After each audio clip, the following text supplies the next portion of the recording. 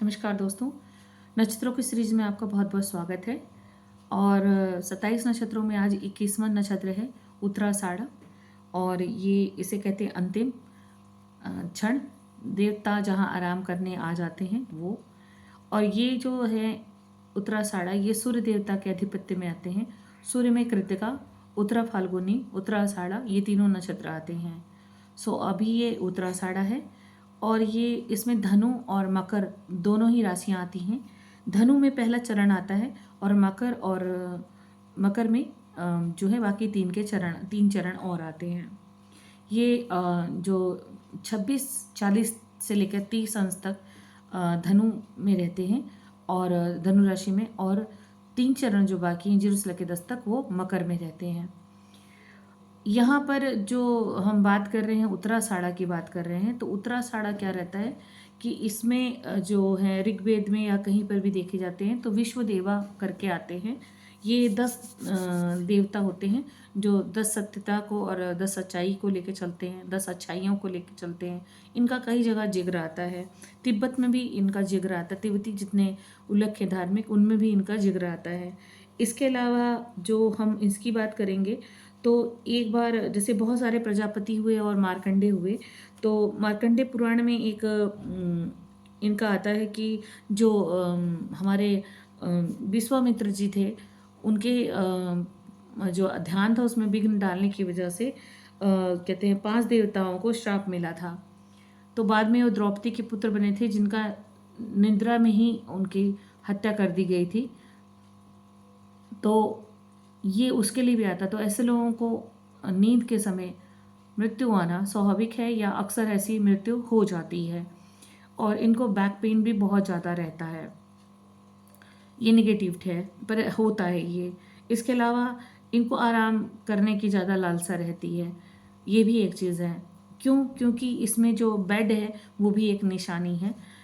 अभी तक हमने बात करी थी कि आगे वाले पवे और पीछे वाली उत्तरा फाल्गुनी और वगैरह में।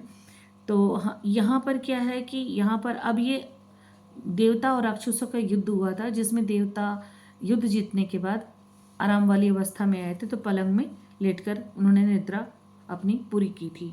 दूसरा ये भी कहा जाता है कि अगस्त ऋषि ने एक बार दोनों हाथों में अंजलि भर करके पूरा समुद्र पी गए थे। और ऐसी मान्यता है, लोग कहते हैं। और ये हुआ था कि अगस्त महीना भी अगस्त ऋषि के ही उस पे आया था। तो ये माना जाता है कि अगस्त का महीना समाप्त हो रहा है और अगली ऋतु शुरू हो रही है, तो वे उत्तराषाढ़ के बीच में आती है, उसको भी कहते हैं। इसके अलावा हम बात कर रहे हैं अब सूर्य देवता के ट्रिप नक्षत्र के अंतर्गत आते हैं। नक्षत्रों के बिना हमारी कोई भी राशियाँ कंप्लीट नहीं हो सकती, कोई ग्रह नहीं कर सकते। ये हाईवे का काम करते हैं। और इसलिए तो विश्वदेवा अपने आप में एट्रीब्यूट बहुत ही खूबसूरत है इनका, विश्वदेवा जी का। और ये जो है अपने अंदर अच्छाइयाँ लेके आते हैं, जिसमें जैसे इंद्र अग्नि को आहुति दी जाती है, सारे उच्च देवता हो रहते हैं, उनमें से ये भी 10 देवताओं में से एक ये भी हैं। और इनको मनुष्य जाति का रक्षक भी कहा जाता है। और चूँकि धनु राशि जो है ब्राह्मणों की राशि कहलाती है कर्तव्य निष्ठा से, तो शुक्ल पुराण में इनका भी एक आता है कि ये भी एक गण थे विश्वदेवा। मानव की रक्षा करते हैं और ये देवलोक से आए हुए हैं, ऐसे ही माना गया है कि ये देवलोक से आए गए हैं। तो इसमें सबसे पहले जो पूर्व आषाढ़ होती है वो पहले की जीत होती है, उत्तराषाढ़ जो होती है वो बाद की जीत होती है, एंड ऑफ द वॉर जिसको कहते हैं। तो वॉर के बाद जब ख़त्म हो जाता है वॉर, तो ज़्यादातर क्या होता है कि लोग जो है आराम कर लेते हैं उसके बाद। तो ये आराम वाला भी नक्षत्र है। इसमें रहता है कि अंत वाली जो जीत है, अंत के बाद क्या होता है, जैसे कोई हमारे घर में कोई अनुष्ठान है, विवाह हो रहा है या कोई कोई ऐसा कार्यक्रम हो रहा है, तो उसके बाद हम क्या करते हैं, हम आराम करने चले जाते हैं। जैसे एग्जामिनेशन हो रहे हो तो बच्चे जो हैं अपने एग्जामिनेशन की तैयारी करते हैं, और उसके बाद जब एग्ज़ाम ख़त्म हो जाता है तो वो रेस्ट लेते हैं। वो कहते हैं अरे हमारा एग्ज़ाम ख़त्म हो गया है, अब हम आराम करेंगे। तो ये उसमें भी आता है। लेकिन इसमें 27 नक्षत्रों में ये जो नक्षत्र है वो कमर में आता है।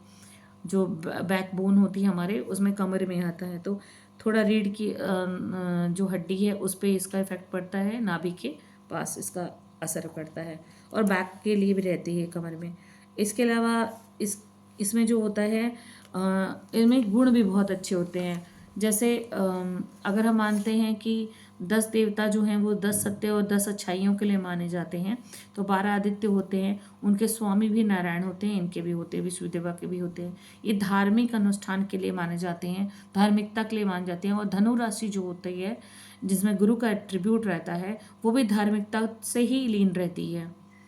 और चाहे मीन हो चाहे धनु हो, दोनों में ही गुरु का एट्रीब्यूट रहता है, जिसमें आप देखेंगे ज़्यादातर ऐसे लोग बहुत अच्छे होते हैं, धार्मिकता के प्रति लीन होते हैं, सत्य के प्रति लीन होते हैं, बेईमानियाँ कम करते हैं।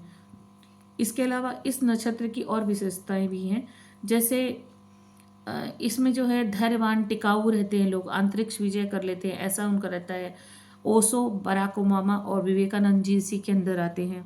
कुशाग्र बुद्धि रहती है, वायु तत्व रहता है, प्रबल क्षमता रहती है इनके अंदर, विशेष योग्यताएं रहती हैं इनके अंदर, और सफलता सूचक होते हैं, और नैसर्गिक प्रसन्नता रहती है इनके अंदर। जैसे कोई व्यक्ति कोई धन प्राप्त कर ले तो वो आराम करता है सोच करके कि अब मेरे पास इतना धन आ गया, मेरा जीवन अच्छे से गुजर जाएगा। उसी प्रकार इन्हें बुद्धि का जो जिसे कहते हैं नरिशमेंट अगर मिल जाए तो वो उसकी भूख इनके अंदर रहती है, आध्यात्म की भूख रहती है।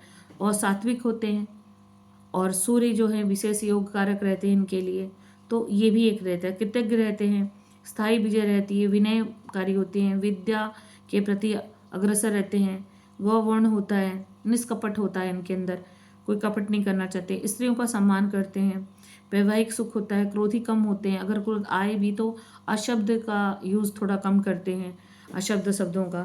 स्त्रियां जो रहती हैं वो आत्मा की पवित्र होती हैं, लेकिन क्रोध आए तो अपशब्दों का प्रयोग कर सकती हैं। ये दोनों ही स्त्री पुरुष ही बहुत सुंदर हो सकते हैं, नैन नक्श बहुत खूबसूरत हो सकते हैं, पर नाक थोड़ी सी लंबी हो सकती है स्त्रियों की। और जो पारिवारिक सुख होता है वो भी इन्हें प्राप्त होता है, पुत्र भी बहुत अच्छा मिलता है इनको, लेकिन एक ही समस्या रहती है, वो अक्सर दूर रहता है और दूर हो सकता है। और सूर्य के अंतिम नक्षत्र है तो परेशानियों का अंत समझ सकते हैं इसको, कि अब परेशानियां समाप्त हो चुकी हैं, अब आराम करने का समय आ चुका है।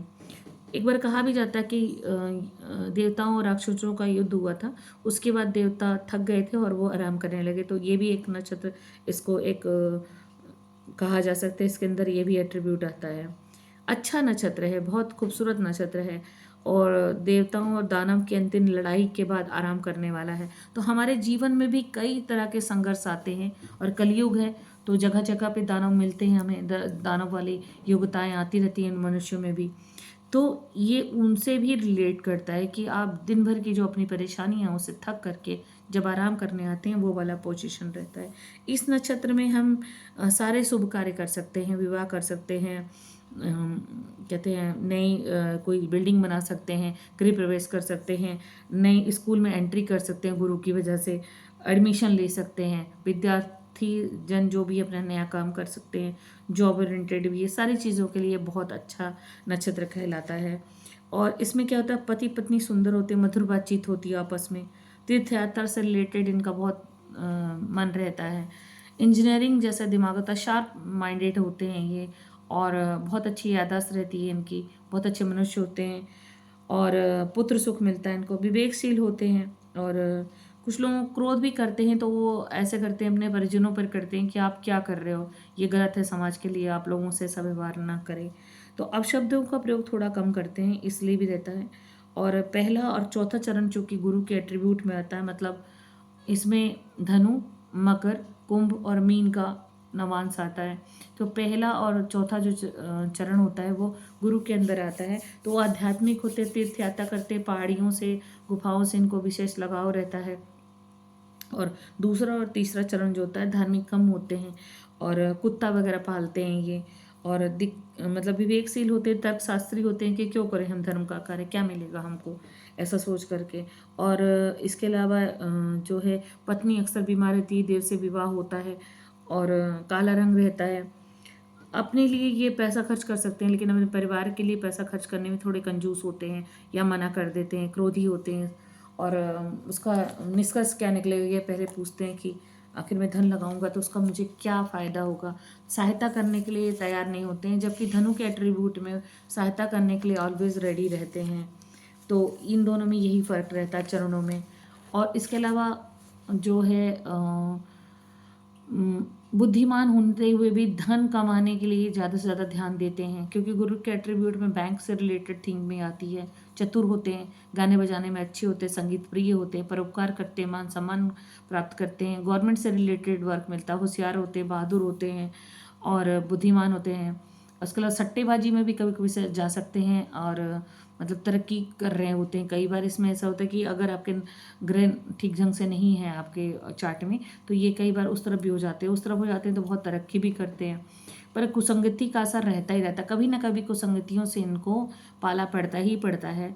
कामुक भी होते हैं कई बार, कुसंगतियों के कारण कई बार ये अलग चीज़ें कर सकते हैं जो सोची नहीं होती है, और अंदर से ये मतलब ऊपर से ही शांत दिख रहे होते हैं, अंदर से बहुत अशांत होते हैं। बहुत सारे विचार दिमाग में इनके कौन रहे होते हैं, क्योंकि विश्वदेवा जो है वो मस्तिष्क की जो मांसपेशियाँ होती हैं, मस्तिष्क की जो नसें होती हैं या कोशिकाएं होती हैं, उनमें उनका पूर्ण योगदान है और नियंत्रण नियंत्रण रहता है।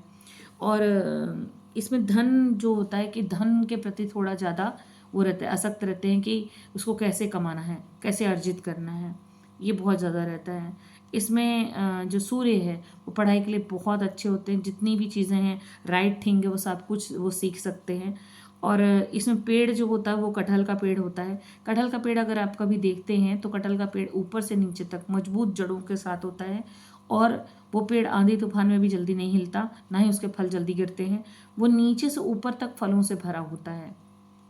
इसका मतलब है इन्हें कटहल के वृक्ष की सेवा भी करनी है, और जैसे उसमें फल आते हैं नीचे से ऊपर तक, तो शुरू से अंत तक इनको लाभ ही लाभ होता रहेगा। मेहनती बहुत होते हैं, सुंदर बहुत होते हैं, लंबे भी हो सकते हैं, स्त्रियां थोड़ी मोटी हो सकती हैं, और पुरुषार्थ बहुत ज़्यादा होता है। और जो है माथा चौड़ा होता है स्त्रियों का, पुरुषों का थोड़ा जबड़ा चौड़ा होता है, नाक लंबी होती है, और कहीं ना कहीं कमर या चेहरे पे पुरुषों के तिल होता है। आंखें भी लाल हो सकती हैं पुरुषों की, और लड़ाई करते समय मन में कई बातें ये रखते हैं लेकिन बोलते नहीं हैं। और इसमें करियर किस चीज़ में बना सकते हैं, चूँकि इसमें निशान जो है पलंग है और हाथी का मुख है। तो हाथी का मुख जो होता है, हाथी के मुख में जो होता है, हाथी का दिमाग बहुत शार्प होता है, तीक्ष्ण बुद्धि होती है। गणपति हैं, गणेश हैं, तो उनमें क्या होता है कि हर तरह की एंगल से वो इंटेलिजेंट होते हैं, तो एक ये भी चीज़ आ जाती है इनके अंदर। तो ये हाथी, घोड़ा, पालकी, या फिर ये जानवरों से रिलेटेड वर्क कर सकते हैं, या फिर ये ट्रांसपोर्ट का बिजनेस कर सकते हैं, या फिर ये पेड़ पौधों का व्यापार कर सकते हैं, औषधियों का, दवाइयों का कर सकते हैं, ड्रिंकिंग से रिलेटेड वर्क कर सकते हैं, किसी भी तरह का ड्रिंक, कोल्ड ड्रिंक हो या सॉफ्ट ड्रिंक हो, हार्ड ड्रिंक हो, इससे रिलेटेड काम, फैशन का बहुत अच्छा कार्य कर सकते हैं और इससे संबंधित, और रेडियो में काम कर सकते हैं, यूट्यूब पे काम कर सकते हैं, जिसमें कोई मैसेज इधर से उधर पास करना है वो भी कर सकते हैं। युद्ध का सामान भी बना सकते हैं ये, युद्ध का सामान भी बना सकते हैं ये, और युद्ध का सामान बेच सकते हैं, युद्ध से रिलेटेड प्रशिक्षण दे सकते हैं, या कुश्ती लड़ सकते हैं, या ये मतलब जिम वगैरह ज्वाइन कर सकते हैं, या मार्शल आर्ट सिखा सकते हैं, कराटे वगैरह सिखा सकते हैं।